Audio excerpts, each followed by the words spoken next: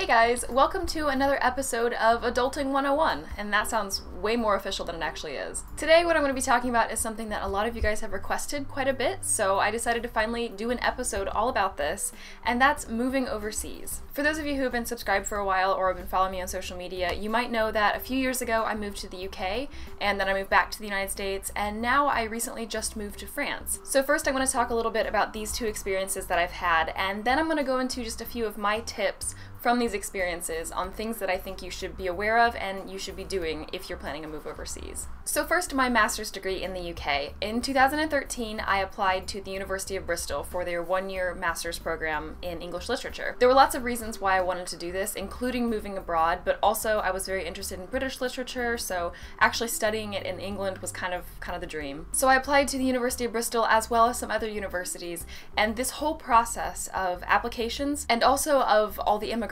aspects and the visa and everything, I was able to find so much information on the internet, and also there are even complete programs where people are hired just to help you through these steps, and I actually did go through one of these programs for many of my applications. Not my one to the University of Bristol, funny enough, but I still had the help for those other applications. Every step of the way it was complicated because it's not easy, the whole visa application process, moving overseas. I mean, none of that's easy for anybody, no matter what you're doing it for, but it was very much guided, and there was a lot of helpful information about it. And then when I arrived in Bristol, there were so many resources.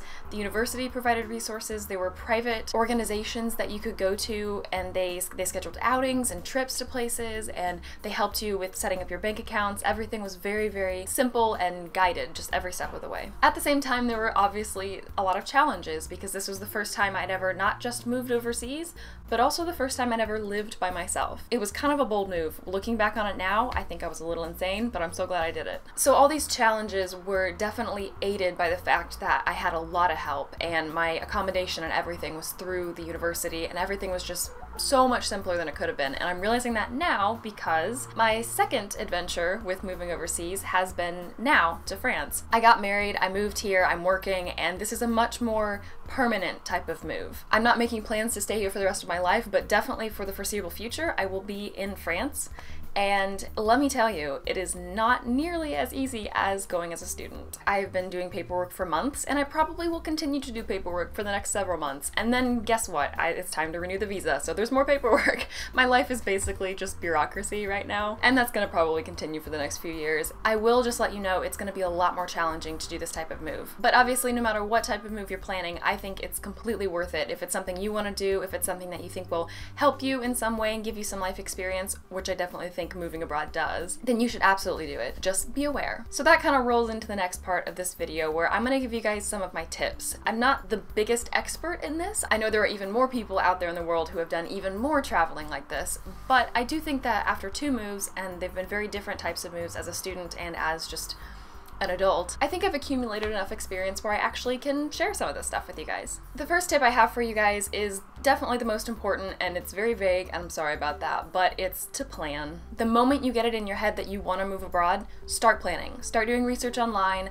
start figuring out the timeline, when you need to apply for this and that, as far as your visa and the university, if it's university, every little detail, the accommodation, the banks, everything. I guarantee that there will be tons of things that you can't do until you're actually there and you've made the move, but if you start planning for this ahead of time, the move's gonna be so much easier. And you're also probably just gonna feel a lot more confident in the move because you feel like you have kind of an idea of what you're doing. Part of this planning process also includes things that you need to kind of wrap up and close in your home place or home country. So stuff like any vaccinations you might need to get before you go, or paperwork from your doctors in terms of your medical history, bank accounts you might need to close in your home country, anything that just needs finalized before you leave. Some of this stuff you might be able to do from the place that you're going, but you might run into extra fees in terms of mail and phone calls and whatever else you need to do. You're also going to be really overwhelmed with everything that you're embarking on when you actually get there, so you're not really going to want to have to think about wrapping stuff up. Also, something that's very vital that you plan is money. Certain types of visas require that you have a certain amount in your bank account,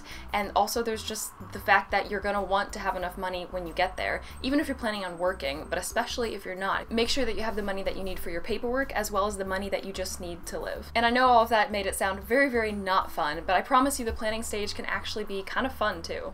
My second tip is to prepare yourself for being new. When you get there, there's gonna be a lot of new stuff all around you. It's gonna be super fun, but it's also gonna be super overwhelming.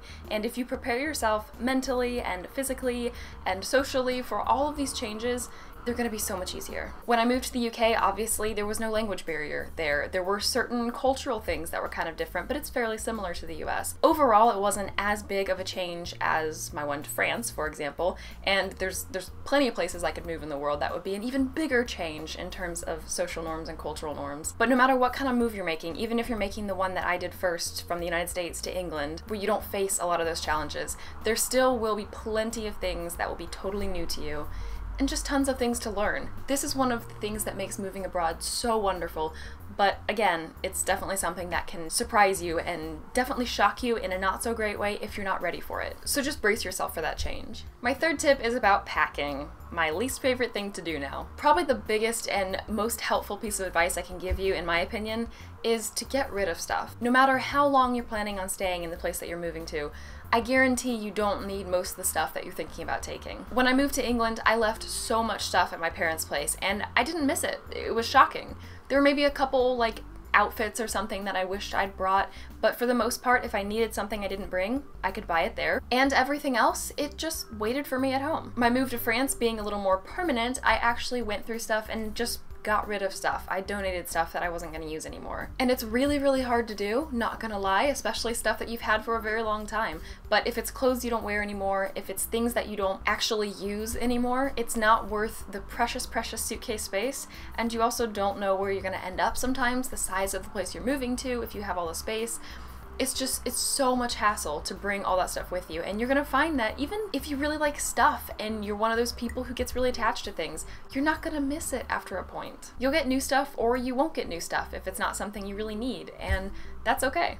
My fourth tip is about making friends. Some of you guys probably immediately thought this is very, very important, and some of you guys might have thought, it's not the biggest aspect of moving overseas. But in my opinion, making new friends is definitely a big part of establishing yourself in a new place, and it also can help you a lot with just your overall happiness and feeling more comfortable in the place that you've gone to. My tip for this is kind of twofold, because firstly, you have to be very patient with this. You can't just arrive on day one and expect to make a ton of friends and to feel as comfortable here as you were the last place that you lived. It could happen, but it's also kind of unlikely, to be honest. At the same time, I really, really recommend that when you get to a new place, you start immediately saying yes to basically every invitation that you get, within reason. Get out of your social comfort zone. Do stuff that maybe you didn't think sounded fun before, but you got an invite and it seems okay, so go. Start trying to connect with people, start introducing yourself and getting to know people and figuring out kind of what kinds of things that you like to do in this new place and what kinds of people you might want to hang out with and what kinds of people are there. Basically just be as open as possible and just put yourself out there as much as you possibly can. This is going to be super, super simple for some people and really, really hard for others, but most likely most of us are somewhere in between.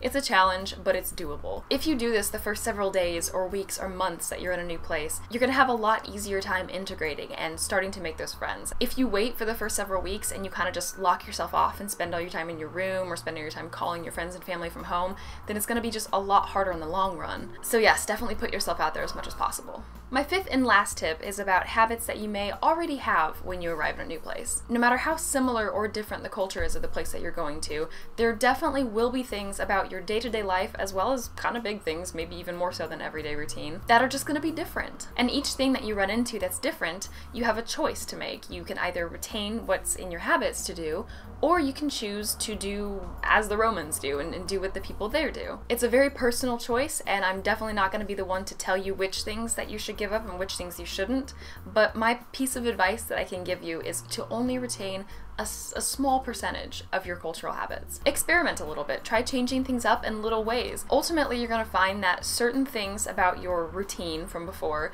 are very, very important to you. And these are things that are sort of integral to you, and without them, you're not going to be happy. And that's okay. You keep those things. It could be certain holidays, it could be maintaining family time, it could be certain things that you do or don't do, and that's cool. That's totally fine. Other things you're going to find are actually really small and not at all important to you. And maybe it seems like a big deal to change at first, but slowly you're just gonna get used to it, and voila, you have a new routine. This is one of the joys and beauties of moving to a new place. You have a new opportunity to experience a new culture and a new way of life and a new style of living. And it doesn't mean you change who you are, it just means that you change your perspective on life. You get a chance to experience something totally different. There are tons of things that I could give you an example of like this, and if you guys have lived abroad before, you probably are thinking of all of the things that were challenges for you too. But like I said, it's definitely one of the best things about moving abroad and one of the biggest parts of the adventure. And you'll find that in the end, there are really very few things that you can't live without and be happy without. So there you have it. There's a little bit about my experience and also my tips for you guys. Now I want to hear from you guys about your experiences. I know a lot of you have lived abroad or have an interest in living abroad because I've talked to you guys in comments and on Twitter and Instagram. So let me know in the comments your experiences with this and any tips that you may have to offer. If you enjoyed this video, don't forget to give it a like, and if you know somebody who's moving abroad soon who could use some of these tips, make sure you share this video with them. I hope that sharing my experience and my advice has helped you in some way or can help one of your friends if they're thinking about moving abroad. I could probably talk about this a lot more, to be honest, so if you want to see more videos like this, definitely let me know in the comments or on Twitter. Thank you guys all so much for watching, and I will see you soon!